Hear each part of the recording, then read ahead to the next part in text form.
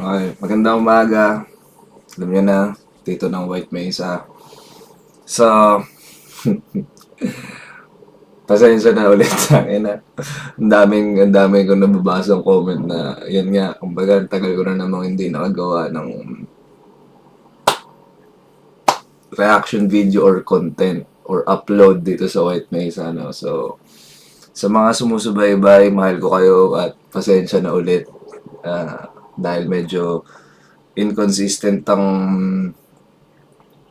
upload sa White Mesa gawa ng dami rin talaga, busy rin ako sa mga sarili kong project. Tsaka yun nga, alam nyo naman, kumbaga shift tayo by day, so kumbaga ang hirap hatiin ng katawang lupa natin. Pero yun nga, pushing through, kumbaga ginagamparan pa rin natin at para sa pangarap. Anyway, excited ako dito sa gagawa natin ng reaction video dahil actually tagal ko nung nirelease pa lang tong EP ni, title pala nito is Girls Just Wanna Have Fun, mula to sa bagong EP ni Sika na 444. So check nyo yun, available yun sa lahat ng karamihan ng distribution streaming platforms, no? So check nyo na lang.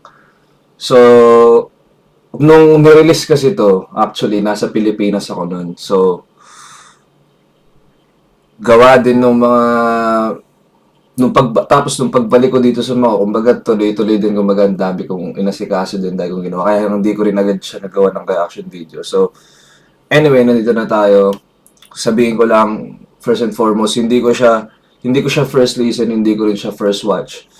Nasa playlist ko siya ngayon, halos makakabisado ko na nga tong kanta na to. So for the sake of you guys na nanonood at mga nag-request na gawa natin ang reaction video to.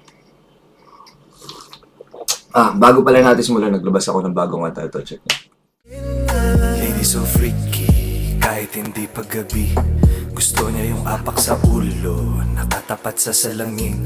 Aking gwapa na Filipina, bonita, eres tan hermosa. Pang wifey, hindi lang pang kama. Putok ko to me, baby mama, baby mama. Baby, what you want right now? I'm hoping that you won't blame this game back on me. Maybe what you want right now, you come over now. You with me, you won't feel lonely. I'm in it now, wag nang pigilin pa. All of these feelings, yeah, could have been so love. Tell me, baby, would you like to freak out?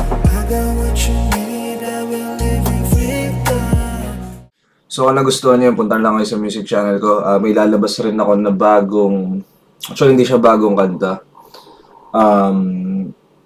Ba to? Sensya na, literal nakakagising ko lang, medyo sabaw pa. Kanta namin ni Gaspari, nirelease ko na siya nung April. Siguro end of this month, i-release namin yung music video. So abangan niyo yun. Subscribe na kayo sa music channel. Anyway, Girls Just Wanna Have Fun, Sika. Let's go.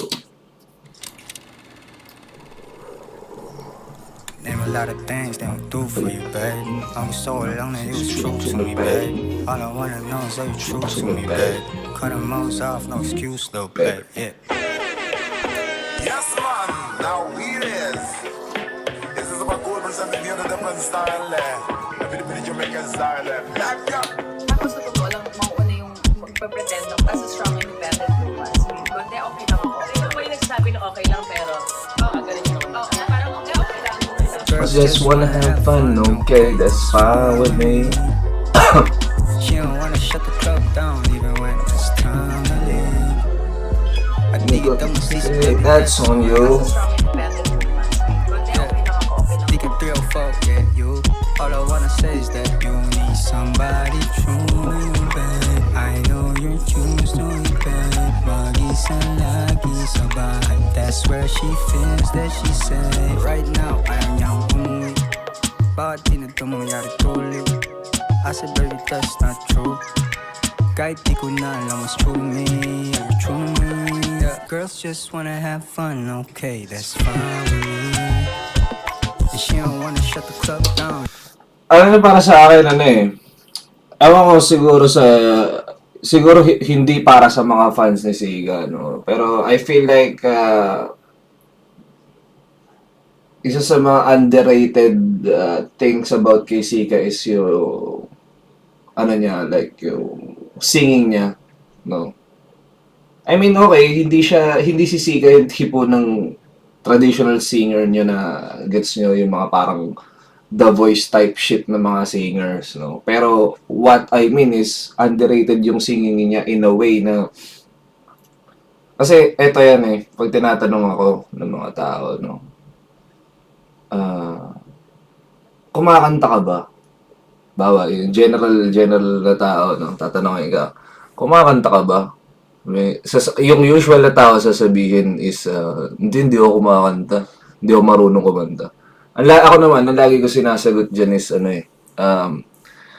lahat ng tao marunong kumanta. It's, kumbaga, it's a matter of kung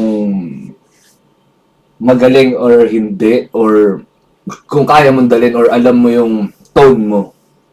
Sa akin, kaya ako nasabi na underrated skill at strength ni Sika yun. Siguro sa mga fans ni Sika, kumbaga alam nilang talagang yung kumbaga mahusay kumanta rin si Sika. Pero for the general audience na hindi pa familiar kay Sika, para sa akin, gusto ko yung singing voice ni Sika in a way na alam kasi ni Sika yung tone niya.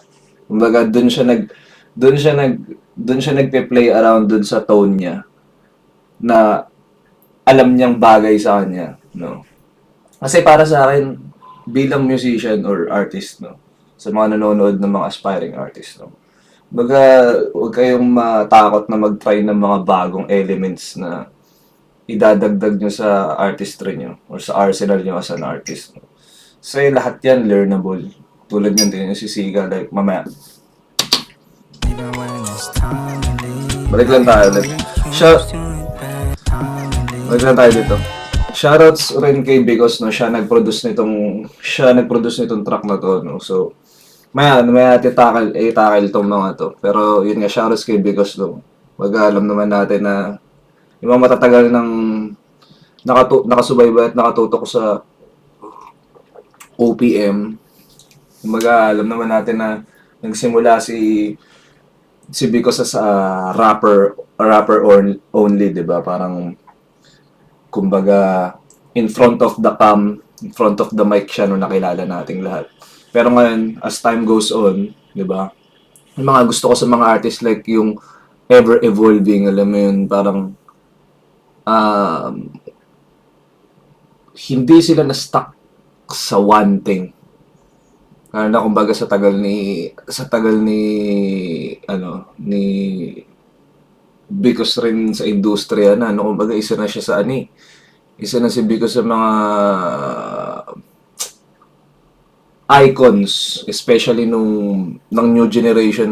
What I mean to say by new generation, siguro yung mga year 2017, 16, yan, 16, 17 yan. Bagay isa na siya sa mga icon. Isa siya sa mga naglay ng blueprint para sa mga artists today, no? So, yun. Shoutouts kay Bigos, no? At ngayon, producer na din siya. Diba? she don't wanna shut the club down even when it's time to leave. I know you're used to it, babe. Mag-isa lagi sa bahay. She rather stay in her place kasi na wala siyang kasama. Right now, ayaw niya akong umuwi. Yeah. Right now, ayaw niya akong umuwi. Umuwi. Bawat di na ito mangyari Uulay. I said, baby, that's not true. Kahit di ko na alam what's true. Alam mo, sa totoo lang, for me, hindi na pang OPM lang yung hindi na pang OPM lang yung tunog ni Sika, I mean, alam naman natin, kumbaga, syempre, internationally, may fans talaga si Sika all over the world, What I mean is, para sa akin, nandun na si Sika sa level na kaya niya nang tumagos sa mga foreign nationalities yun pala. Yun yung ibig ko sabihin na pang-international na. Like, kumbaga, international in the way na yung tunog ni Siga pang ano ni, kumbaga, kaya niya nang tumago sa mga hindi lang Filipino na market sa totoo lang. Like, the way he sounds right now. Yun yung gusto ko sa mga ganitong klase ng artist, no? Ito yung the making of, superstar na si Siga, pero ito yung the making of a superstar na makikita mong magtatagal sa eksena. No, kasi dito mo makikita yung magiging longevity. Para sa akin kasi syempre bata pa lang, like nakita na namin tulad nga na sabi ko, airpod ko DJ, kumbaga nakita sa murang edad, nakita ko na yung like yung eksena. Dito ito yung makikita mo na yung magtatagal, na alam mong grabe yung magiging longevity nila sa scene kasi yung style nila or yung sound nila ever evolving Parang eto ngayon, kung babalikan natin yung mga releases or tracks or songs na kung bakit sumikat si Siga, let's say Amboy, Shit, Choosy, and all them, yung mga kanta niya dati. Ko-compare mo siya sa kanta niya ngayon, especially dito sa EP niya, sa 444. Kumbaga, nag-e-explore na, though, sa kanya hindi bago to. Pero sa mga listeners, what I mean to say is, kumbaga, nag-e-explore na siya, kinocross niya na yung boundaries ng sound. Nagdadagdag na siya ng bago sa artistry niya, basta, kumbaga gets nyo na yun. Siguro na mag-gets na ng general audience yun. Actually, yun yung may hirap minsan pagka mag-i-explain Pero yun, sana gets nyo na yun nga, kumbaga, na to another side of Siga, which is para sa akin, parang, etong pinapakinggan nyo sa 444 more on, in a way, nakikilala nyo na personally si Siga, like, yung tunog niya. Kung ano yung, actually, even before, meron na mga flashes na alam mong may ganitong, kumbaga hindi na rin shocking sa fans. No, siguro yung iba lang na nakikinig lang kay Siga na parang sinasoundtrap lang siya at hindi inuunawa yung tunog ni Siga. Kasi ever since naman maririnig mo na sa tunog niya na mayroon ng ganito, parang sa Persian Rugs, sa baba, sa Opmat. Kumbaga, may hints na nasa arsenal niya yung ganitong klase ng sound, no? Galing ni Siga.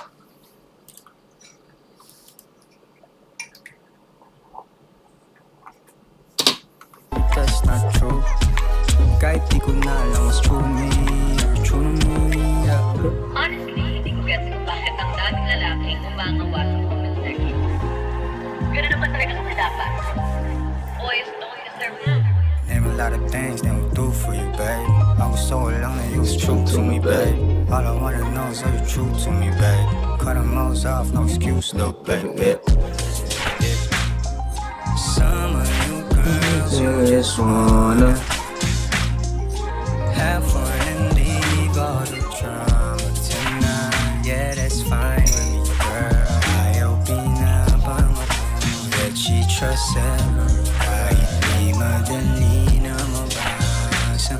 Yeah, name a lot of things that we do for you, babe. I was so alone that it was true to me, babe. All I wanna know is are you true to me, babe. Yo, mag-isang senyo, bro, babe. shoutouts din kay Francine na sa girlfriend ni Siga, no? Sobrang supportive nito kay Siga all the way, no? Tsaka alam ko parang kilala ko yung nag-choreograph nitong dance piece Parang kapatid ata ni Carlo, not sure. Pero yun, shoutouts din sa nag-choreograph nitong dance piece, no? As a dancer myself before nung college, shoutouts. Mga nakakatawa na may, ako sa totoo lang, I'm a fan of I'm a fan of ganito, music videos na may dance piece. Lalo na kung yung kanta is, feel ko is parang, alam nyo yun, parang ang sarap isayaw, ang sarap i-groove out. Yun. Kumbaga minsan pag may napapanood daw mga music video na parang napapabounce or napapagroove ako, napapagalaw ako, parang sabi ko, tangina, dapat tong music video na to kahit paano may konting dance piece eh.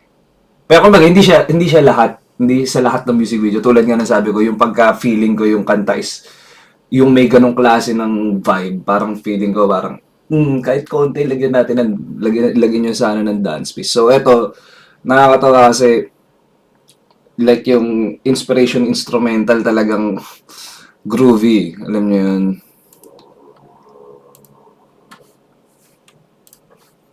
Shoutout sa kay Francine. Di madali na mabasa. Yeah. Ain't a lot of things that I do for you, babe. I'm just so young and it was true to me, babe. All I wanna know is the truth to me, babe. Yo mag-isa sa inyo, bro, babe. Yo mag-isa just a club, bro, babe. Babe, we don't shoot, babe. Pero, ganun yung mga bata. Parang okay lang. Parang ito po yung nagsabi na okay lang. Yeah!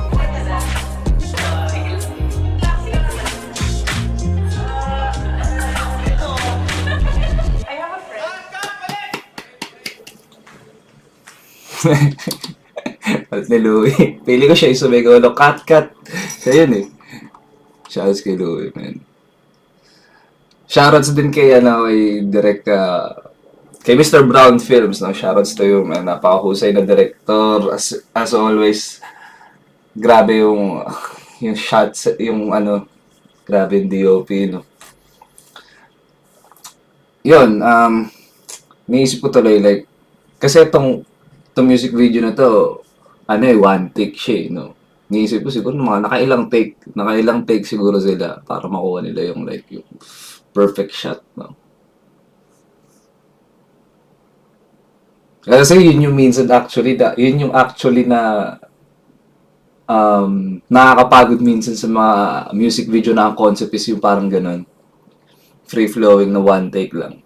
Kasi parang may isang mali doon or may isang hindi satisfactory na angle or shot, parang ulit-ulit from the top eh. So, yun yung medyo risky sa ganitong klase ng music video. Pero all in all, yun lang.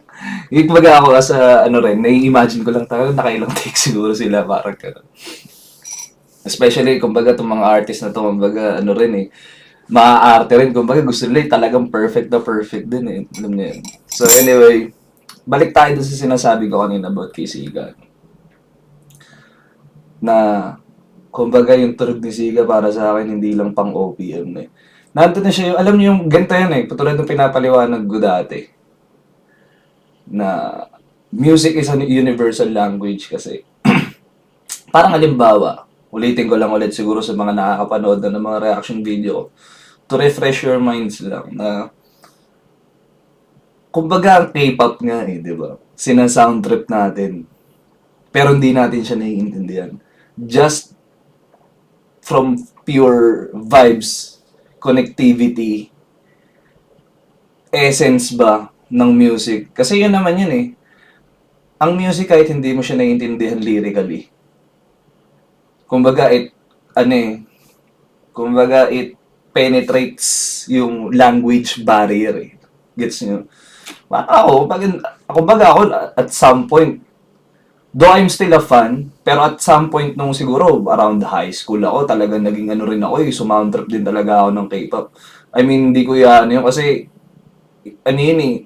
one way or another, nakatulong sa akin yun sa artistry ko, hindi lang sa music, no? Kumbaga, nagkaroon din ako ng phase na gano'n nung high school, di ko alam kung third year ba to. Basta yun, sina-sound trip ko. Third year siguro, third year high school. Sina-sound trip ko, Big Bang, yun, kumbaga, isipin nyo yun, hindi mo naman naiintindihan yung lyrics. Pero, alam nyo yun, sorry, pag pinapanood mo yung music video na, tas yung the way nila sabihin yung lyrics, tas basta ang music pag kumonekta sa'yo, kahit di mo maintindihan, ano yun eh, sa sound tripin mo yun eh. So, going back to my point, yung sinasabi ko about kay Sika na, nandun na si Sika sa point na, ano eh, kahit hindi siya naiintindihan ng makakapakinig at makakapanood sa kanya, like, tatagos na siya eh, sa mga viewers na yun eh. Kumbaga, ganun na yung sound ni Sika para sa akin na, kumbaga, kailangan lang din mas ma-expose pa sa mga foreign sa mga foreign nationalities, no. Kasi ako malakas ang ko, like pupusta ako. Nakulimbawa pinarinig ko to tong kanta na to, pinarinig ko sa mga Chinese friends ko. Mag-vibe out nila do eh. Kumbaga matitripan nila yung vibes nung kanta eh. Kasi ako hindi rin ako yung tipo na para plastikin natin eh, 'di ba? Itong mga gito, kahit halimbawa yung mga ibang lahi ko na tropa dito, pag pinarinig ko kahit wag tong kanta na to, kahit yung isa sa kanta dun sa 444, imposibleng wala silang magustuhan dun sa EP na yun. So, meaning to say, na kailangan lang din na mas maipush pa sa, alam niyo, foreign market nung sound ni Sika. Kasi sa totoo lang, guys, if anyone, siguro, I can name a few artists, pero hindi ko na lang papangalanan for the sake of the, alam nyo na, content, or para sa next video na lang siguro. Kasi ako may tier list ako sa isip ko ng mga OPM artists, hindi lang sa hip-hop scene, no? Lahat ng genre ngayon sa OPM, in general, meron akong tier list sa isip ko eh. Ang masasabi ko na lang, if meron man na na may potential na talagang mag-breakthrough sa foreign market, isa si Sika dun. Yun ang masasabi ko. Yun lang. Kasi guys, sa totoo lang, siguro mayroong ibang hindi nakaka-appreciate nung 444. I mean, appreciate pero hindi siguro na to the extent na tulad ng mga naging hit songs ni Sika. Pero, para sa akin, feeling ko ito yung sounds na, kumbaga parang ako pag gumagawa ako ng kanta. Ito yung mga kanta na gusto ko marinig, hindi yung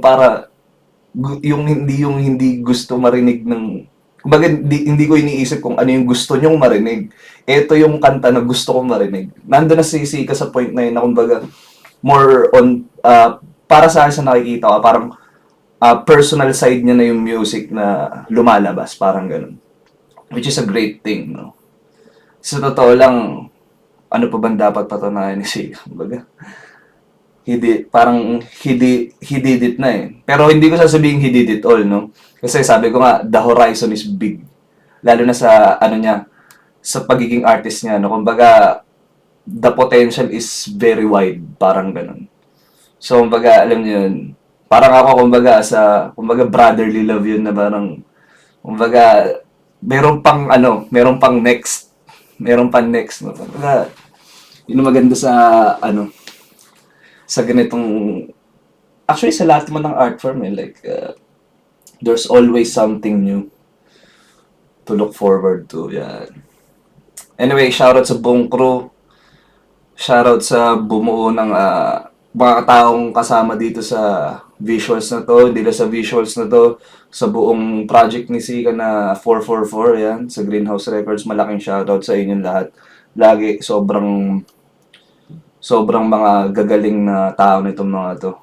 Totoo lang.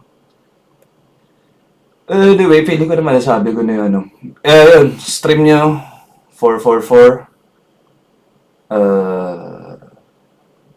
Nasasabaw pa yung utak ko. Ayun, check nyo na lang yung music ko rin. Punta lang kayo sa music channel ko. Palabas na bagong music video this month. Pa ba? Ayun, sa mga nagtatanong pala about dun sa podcast, ayan, sorry. Actually, meron ako naka-film na 4 na episodes ng podcast. Hindi ko pala talaga ma-edit. Pero, eto, siguro hopefully itong araw na to mag-upload ako upload muna natin to, tapos upload ako ng podcast the following day. Let's see. Pero yan, sige, babawi ako guys. Nga pala, yung mga BTS siguro, yung mga behind the scenes nung mga music or ng mga project ko dito ko rin i-release siguro sa White Mesa, no? So, yun. Keep safe. God bless. At kita-kits ulit sa next video.